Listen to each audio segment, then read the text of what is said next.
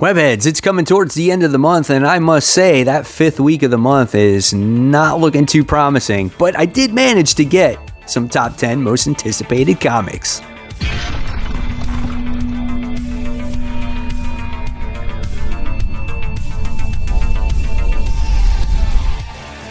Hey, all my webheads out there, welcome back to Comic Book Corner 2.0. And fans, I am your host, Mike Spider Slayer, always helping you make decisions of what comic books to buy. And today, guys, I'm bringing you my top 10 most anticipated comic books. This is for March 31st, 2021. That's right, guys, it's the fifth week of the month. There's not that much coming out this particular week, but yes, I do have a top 10 most anticipated, so don't click away, just see what there is out there. You might want to buy something here, right? All right, guys, so before we get started, I just wanted to announce my Road to 10K XMen giveaway. Guys, if you want to enter in that contest, find out at the end of this video on how to enter on that contest. So with that being said, let's go ahead, let's get started with this week's most anticipated, starting with the book that's on the hot seat. And guys, this week's hot seat book goes to Silk issue 1. That's right, Silk is back with her own series. Now, I did hear that even though this is her own series, it is a mini-series. She is probably my least favorite Spider characters, but nevertheless, I want to give her some respect. I want to see if I will jump on her book again. I might give this an issue or two and see what happens. And if it doesn't pique my interest or doesn't, go, oh my God, I'm going to read this entire, 5-issue series, I'm just basically going to drop it. So we'll see what happens with it. It's not overly priced. It's 28 pages, and this one is $4. All right, so let's move forward. Let's talk about an independent book, Image comic book for that matter. And number 10 goes to Shadecraft issue 1. So there's this character here by the name of Zadie Lou, okay? And she's afraid of her own shadow, but recently she feels like these shadows are coming alive. So people are kind of looking at her like she's kind of crazy. So I'm interested to see what this one has to offer. Now, this comes from the creative team that brought you Skyward and the writer Joe Henderson and showrunners of Netflix, Lucifer, and artist Lee Garbett. So there's some of your people that are attached to this book, if that means anything for you. It sounds interesting. We'll see what happens with it. I'll give it a try. This is issue 1, $3.99 book. All right, next, coming in at number 9, this is Avengers Curse of the Man-Thing. This is issue 1. This is basically a book celebrating Man-Thing's 50 years, right? And I think I might pick this one up because this has the Avengers in it. And I heard this might be some kind of a spec book. So I'm not a huge fan of Man-Thing. Again, I'm more attached to the Avengers here. I want to see what the story has to offer. So for an anniversary book, this one is 36 pages. And this is $5. I don't have that much to say about this one. But we'll see. It could be a good story, right? All right, next, coming in at number 8. Number 8 is Savage Dragon, issue 258. Now, you notice that Savage Dragon never makes my top 10 most anticipated. However, it is a book that I read every single month when it comes out. It's just never higher than number 10, right? It's been a book that has been very I guess it's been almost on like the pornographic side. And, I get to a point of pushing the envelope, but it's a little bit too much, right? And I don't agree with that, but at times the story though itself is kind of funny and there's some good and interesting fight scenes, and I always find myself attached to this book because Eric Larson holds a special place in my heart. I like to support the creator because he is the creator that helped get me into comic books. And I literally have every issue of this series, and I do read every single issue. So, but that's why it's not usually on my top 10. But this issue seems like it could be a lot of fun. And it has to do with Malcolm Dragon's daughter by the name of Amy Dragon, and she's skipping school to do an adventure with Walter the Talking Tiger. And you can see Walter here on the actual cover. Now, I love how this book continues in real time. Like the original dragon is no longer around, right? We get to alternate universe dragon, but we have Savage Dragon's son that's in here, Malcolm Dragon, and now we get his kids that are starting to do individual issues here and there because they're starting to get a little bit older. So I love the family dynamic of this book. I just don't like all the that pornographic stuff. It's a little bit too much, right? We don't need that in a comic book. All right, so that book is $4. That's for the 1 or 2 Savage Dragon fans out there.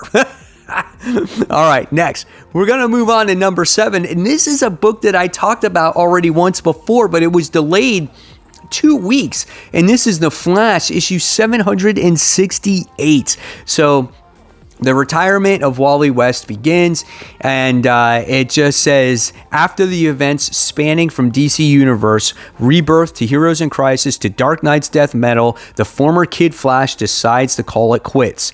But the current Flash needs his former partner now more than ever. As the fallout from the Infinite Frontier hits the Flash, Barry Allen and Wally West must confront the past by way of Justice League led by Green Arrow. So I don't know. We'll see what happens. Based off of Infinite Frontier, we get to see Wally is going to take Barry Allen's place. 40 pages, $5. I'm looking to jump on board. We'll see what the Flash has to offer.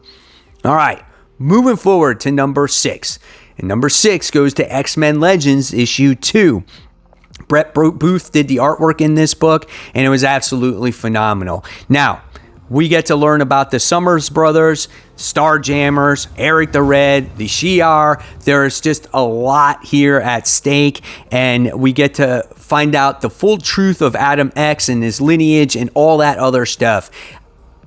I liked the first book, but I'm not a huge fan of Adam X, so I was like, okay, this is all right. So that's why this kind of falls in middle ground for me, but I love the artwork. I love the nod to the way the characters looked, and I think this story is going to get better as time goes along. Unfortunately, we're not going to get Brett Booth on the artwork every single issue, and he really brings his characters to life and gives that action or that energy in the page that you look forward to when you're reading a comic book. So we'll see what happens with this one. This one's 28 pages, and this one is $4.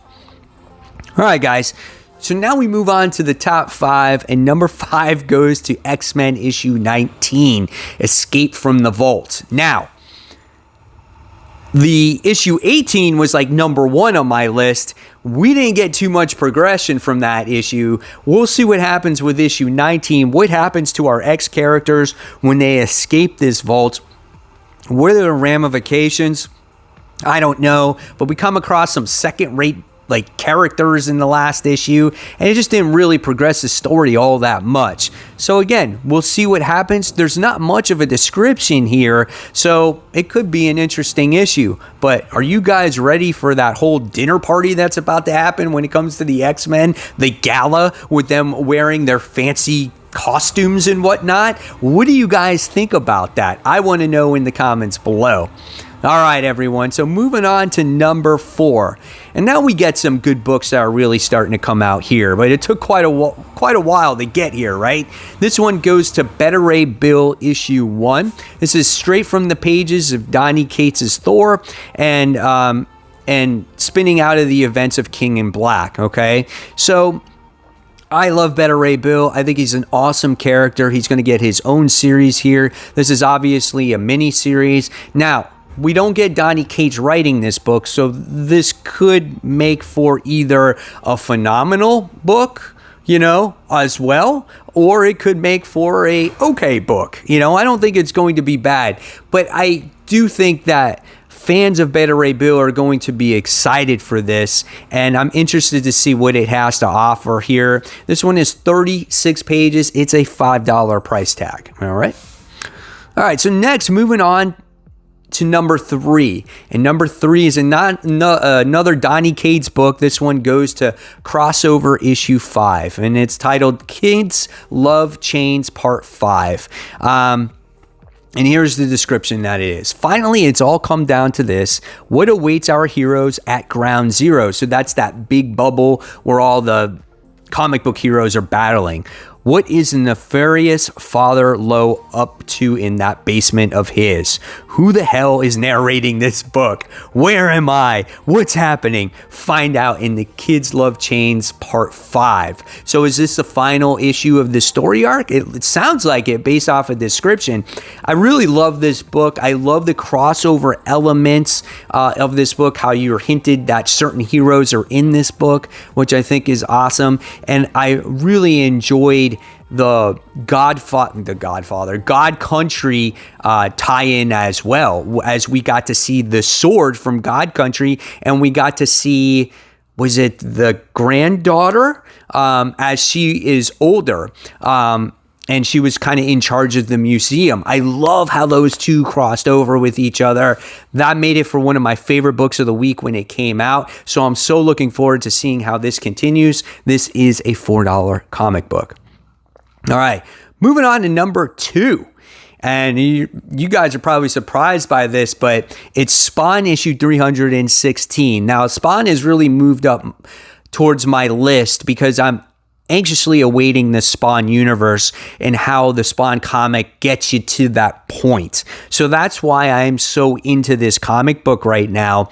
And I love the artwork that's in this book right now. And I love the battle scenes. I love all the different spawns. I think in the last issue, we got introduced to a newest Spawn. I think he's called, I'm not 100% right on this. Just correct me. I think it was named Plague, like the Plague Spawn or something like that. And so this is titled Chain Gang Part 3, and it's a new team. So I think this is going to kind of introduce these characters in that team book that they were coming out with in the future. So we have She Spawn, Gunslinger Spawn, Medieval Spawn, and the Reaper. So those are the spawns that are going to be in this book, I think. So I'm really anxiously awaiting for that. And of course, once again, this book continues to be in the low side of pricing at $2.99. It's a $3 comic book. So if you're looking for cheap comics, support Spawn, okay? Show them that, the $2.99 book is where it's at. Support it, right? So I'm anxiously awaiting this and the Spawn universe. All right, so what's number 1? Number 1 for me, okay, is Black Cat issue 4. And it's titled The Queen Cat. Now, when it came to King in Black, I thought that was a beautifully done tie-in. And it's to what is to come for Felicia, okay? And I thought that was one of the few tie-ins that really tied into the King in Black event. And I'm really anxiously awaiting it. I think Jed McKay is a solid writer, especially after now he wrote Taskmaster. And he actually wrote that King in Black Amazing Spider-Man story that had to deal with Reptile. I get it. It's kind of a push, but it was written pretty well, okay? I love the artwork in it. I liked the series before King in Black actually came out. And here's the description that it reads. So bear with me here. It says, there's another cat on the scene and she doesn't play nice. Lily Holster's life has taken some turns from solicit daughter of the district attorney to fiance of Harry Osborn to goblinized menace. The last turn to imitation hero called Queen Cat seems to have stuck. But now that Queen Cat has set her sights on the Black Cat, does Felicia stand a chance, or will this misguided attempt screw up all of Felicia and Black Fox's plans? So, and if you're going by legacy numbering, this is issue 16, which I don't know why they have that there. 28 pages, $4. So again, I think this sets up a nice story to come for Felicia, and I wanted to see what it has to offer. So there you have it, webheads. There are my most anticipated comic books for March 31st, 2021. Guys, I want to know what you're most excited about. And if you want to enter in that Road to 10K X-Men giveaway, you're going to have to answer that all-important question that I asked earlier. Are you guys excited for that X-Men gala? Are you going to be reading all of those X books to get that entire story like you had to do with Ten of Swords, or you guys just skipping that story altogether? So if you answer that question, you'll be entered in that giveaway. So good luck to you. And guys, until next time, this is Mike Spider Slayer signing off. Thank you so much for watching. I'll leave you more content right here. And everyone, enjoy those comics.